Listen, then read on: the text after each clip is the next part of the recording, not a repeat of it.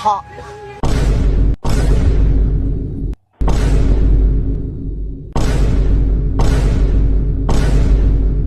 হোক, এই ভিডিওটা সম্বন্ধে আমি বিশেষ কিছু বলছি না, যারা বোঝার তারা ঠিকই বুঝে যাবে। আমি মনে করি আমার সমস্ত বন্ধুগণেরা লেজেন্ড।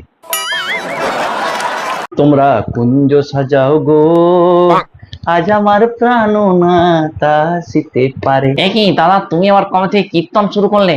আরে ভাই, তুই আর কি করে বুঝবি? আমি যবে থেকে শুনেছি অদিতি মুন্সি 1300 কোটি টাকার মালিক, তবে থেকে আমি কীর্তন করা শুরু করেছি। দেবরাজের জন্যই 1300 কোটির সম্পত্তি অদিতি মুন্সি। হ্যাঁ বলো কি দাদা, 1300 কোটি টাকা কীর্তন করে এলন মাস্ককে কীর্তন শোনাতো নাকি?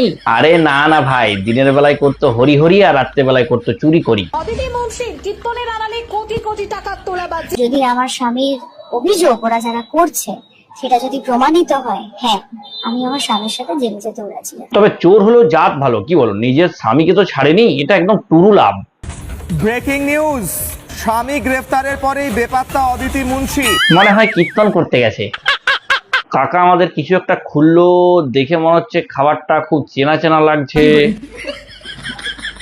তোমরা যে যাই বলো ভাই, আমার কিন্তু খাবারটা দেখে ওইটাই মনে হয়েছে, ওইটাই হবে। আর চায়না বালোদেরকে বিশ্বাস নেই ভাই, ওরা কি খেয়ে নেবে ওরা নিজেরাই জানে না। দিদি আমাদের বস্তায় করে কিছু একটা নিয়ে আসছে। এ কি গঙ্গা ফড়িং? যে গঙ্গা ফড়িং ভাজা করবে নাকি?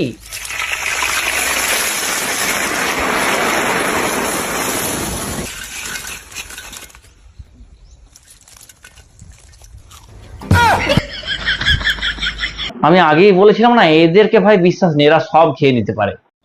আমি ছোট ছোট শুয়োপোকার বাচ্চাগুলোকে খেয়ে ফেললাম। হ্যাঁ সে কি, তুমিও কি এদের থেকে ইন্সপায়ার হলে নাকি? দেখো আমাদের উঠানে একটা আছে নীল গাছ, তা নীল গাছে এত পোকা হয়েছে কিছুতেই কীটনাশক দিয়েও যাচ্ছে না, তো ভাবলাম এদেরকে আজকে রান্না করে খেয়ে নি। তো শুয়োপোকার বাচ্চাগুলোকে খাওয়ার আগে তুমি আবার ওই কীটনাশকটা ট্রাই করে দেখতে পারতে তো, ওরা অরিজিনাল কিনা।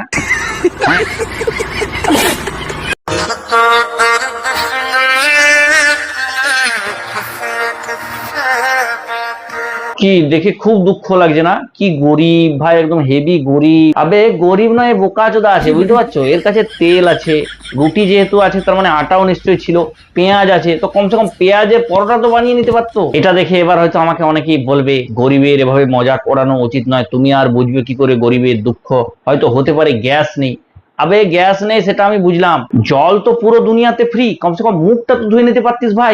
গরিব হো না আদমি, ইয়ো সালা अपनी आदत से गरीब हो। তোমরা পেঁয়াজের পায়েস খেয়েছো কখনো? হ্যাঁ পেঁয়াজের পায়েস না আমি কোনোদিন খেয়েছি, আর না আমি কোনোদিন খেতে চাই। পেঁয়াজই আমার খুবই একটা প্রিয় খাবার, এবং ওটা আমি অন্তত শান্তিতে খেতে চাই। যে পেঁয়াজের পায়েস আমি খেতে পারবো না, আর এটা দেখতেও পারবো না। রবি ঠাকুরের জন্মদিন উপলক্ষে আজ আমি বানাচ্ছি ঠাকুর বাড়ির মোস্ট পপুলার রেসিপি পেঁয়াজের পায়েস। না মানে এটা এটা এটা এটা ধুবো মিথ্যা কথা। আমি এতদিন ঠাকুর বাড়িতে ছিলাম, আমি কোনোদিন এটা দেখিনি, তো শুনিও নি খাইও নি। তুই কি করে দেখে নিলি? কার বই পড়ে দিচ্ছিস তুই? হ্যাঁ এসব বাজে বাজে এমন করছিস না, তোরা আমাকে স্বর্গ থেকে এসবের জবাব দিতে হচ্ছে। আজকে আমি সারাদিন কালো কালারের জিনিসই খাবো, তাই সকালের টিফিনটা করলাম আমি এই কালো কালারের মিষ্টি দিয়ে। আর এই টিফিনটা খাওয়ার পরে চলে এলাম আমি মাঠে দুপুরে খাবার খোঁজার জন্য। কেন দুপুরের খাবারটা কালো শুকনো গু দিয়ে করার ইচ্ছা ছিল নাকি, যে মাঠে খুঁজতে গেছো?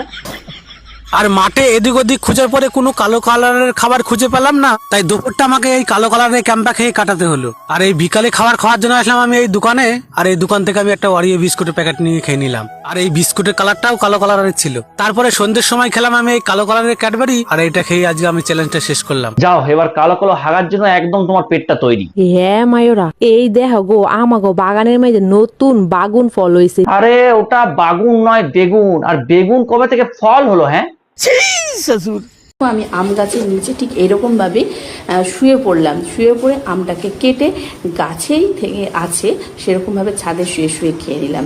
না মানে এত তাড়াহুড়োর কি ছিল? মানুষ যেমন ভাবে ভদ্রভাবে খায়, গাছ থেকে তুলে নিয়ে গিয়ে ওটাকে ধুয়ে শান্তি করে কেটে খায়, সেরকম ভাবে তো বসে শান্তি করে খেতে পারতে। কি এমন তাড়া ছিল যে ওখানে শুয়ে শুয়ে খেতে হলো? তুমি আর্ট লাভার না তুমি মিউজিক লাভার, তুমি কি করেছো? অনেকেই জানে না এই করল্লা ডাইরেক্ট সালাদ খেতে পারেন। করল্লা সালাদ বানাতে গেলে করলাটা খুব পাতলা করে কাটতে হবে। হ্যাঁ করলা স্যালাড? না মানে কারা এরা ভাই? মানুষ রান্না করে করলা খেতে চায় না, আর এরা ভাই ওটা দিয়ে স্যালাড বানাচ্ছে, মানে ভাবা যায়? করলাটা খুব পাতলা করে কাটতে হবে। এই করলাটা আমি কেটে তুলে দিলাম, একটু লবণ মিশিয়ে রাখতে হবে এখানে। এখানে আমি পেঁয়াজ দিয়ে দিলাম, সেই মিক্স আমার ড্রেসিং, এই সরিষার তেল দিয়ে দেবো, ব্যাস। অনেকেই জানে না কাঁচা করলা সালাদ খাওয়া যায় তা। এই ছিল আমার গ্রাম বাংলার কাঁচা করলা সালাদ। না, এমন ভাবে মানব না চাচা, আমরা দম থাকলে আপনি ওটা খেয়ে দেখান। গোটা মুরগি। আরে গোটা মুরগি? আরে গোটা মুরগির পকোড়া। গোটা মুরগির পকোড়া? গোটা মুরগির পকোড়া। বলেন কি? এটা অনেক কিছু করা হয়েছে, এবার এটা সমুদ্রে চান করলো, এটা ডিমে ম্যাগনেট করা হলো। হ্যাঁ, কি করে হলো ডিমে ম্যাগনেট? এটা ডিমে ম্যাগনেট করা হলো। ভাই, যে ম্যাগনেট আবিষ্কার করেছিল সে যদি এটা দেখতো না, বিশ্বাস করো তার তৈরি করা সবচেয়ে বড় ম্যাগনেটটা তোর মাথায় ছুঁড়ে মারতো। Lobster lobster lobster. এখন আর দীঘাপুরি সুন্দরবন যাওয়ার দরকার না। পাগল নাকি? রানাদার কাছে চলে আসছে লবস্টার। যাদের লবস্টার খাওয়ার ইচ্ছে তারা চলে আসুন রানাদার কাছে। কিন্তু রানাদা, এটা চিংড়ি। এটা চিংড়ি নয়, এটা লবস্টার। কি বলছো? চিংড়ির থেকে বড়টা যেটা হয় সেটাই যে লবস্টার। এই যে সেই হচ্ছে লবস্টার। চলে আসো রানাদার কাছে, লবস্টার খেয়ে যাও, চিংড়ি খেয়ে যাও। এটা হচ্ছে তোমার কি বলে, এটা পদ্মা নদীর। আচ্ছা, কোথায় পদ্মা নদীর এতদিন তো ইলিশ খেয়েছো, এবার খেয়ে যাও লবস্টার। কোথায় পেলে এটা? এটা সমুদ্রে পেয়েছি। না, মানে বলছিলাম কি ভাই, তুই কোন এক্সপায়ার্ড মাল ফুকিস? হ্যাঁ, একটু আগে বললি পদ্মা নদী থেকে পেয়েছিস, আর সেটা বলার 1 সেকেন্ডও হয়নি তারপরে বলছিস সমুদ্র থেকে পেয়েছিস। না মানে কোন এক্সপায়ার্ড মাল ফুকিস বলতো আমাকে।